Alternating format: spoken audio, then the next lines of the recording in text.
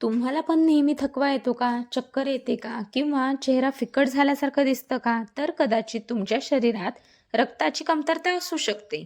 आज मी तुम्हाला सांगणार आहे असे 9 पदार्थ जे आहारात घेतल्यावरती तुमचं जे हिमोग्लोबिन आहे ते नैसर्गिक पद्धतीने वाढायला मदत होईल. सगळ्यात पहिला घटक आहे ते म्हणजे पालक. पालकामध्ये आयर्न मुबलक प्रमाणात असते. हे आठवड्यातून 3 वेळा तरी घ्यावं. तुम्ही भाजी घेऊ शकता, सूप घेऊ शकता किंवा पालकाचे पराठे देखील घेऊ शकता. नंबर 2 ते म्हणजे खजूर. हे खजूर जर आपण दररोज 3 ते 4 खाल्ले तर हिमोग्लोबिन वाढायला मदत होते. विशेषतः हे महिलांसाठी खूप फायदेशीर आहे. नंबर 3 घटक आहे ते म्हणजे डाळिंब. डाळिंब हे आपलं रक्त शुद्ध करत असतं आणि आपलं रक्त वाढवत देखील असतं. रोज 1 वाटीभर डाळिंब खाल्लं किंवा ज्यूस पिला तर अर्थातच आपलं रक्त खूप छान पद्धतीने वाढतं. नंबर 4 ते म्हणजे आपले काळे हरभरे, काळे चणे. रात्री भिजवून सकाळी वाफवून किंवा उकडवून हे घ्या. याच्यामध्ये प्रोटीन पण आहे आणि आयर्न देखील आपल्याला मिळतं. नंबर 5 ते म्हणजे बीट. बीटचा ज्यूस आठवड्यातून तुम्ही 2-3 वेळा तरी घ्या किंवा तुम्ही सॅलडमध्ये वापरा. बीटामध्ये नैसर्गिक आयर्न असतं.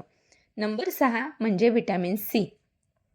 फक्त आयर्न पुरेसं नाही तर लिंबू, संत्री, आवळा यासोबत आयर्न घेतल्यास जास्त शोषण होतं.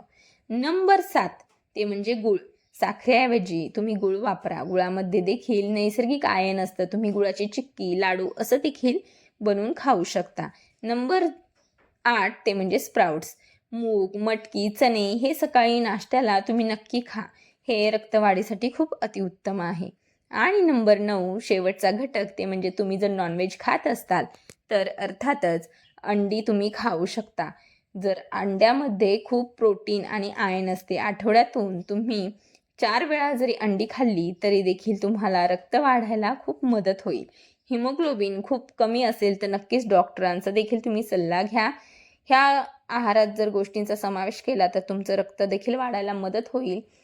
त्यामुळे ह्या गोष्टी तुम्ही नक्की फॉलो करून पहा. तुम्हाला याचा काय रिझल्ट मिळाला मला नक्की कमेंटमध्ये सांगा आणि अशाच छान छान माहितीपूर्ण व्हिडिओंसाठी आपल्या चॅनलला फॉलो करत राहा. सबस्क्राईब केलं नसेल तर नक्की करा. हा व्हिडिओ शेवटपर्यंत पाहिला यासाठी मनापासून धन्यवाद.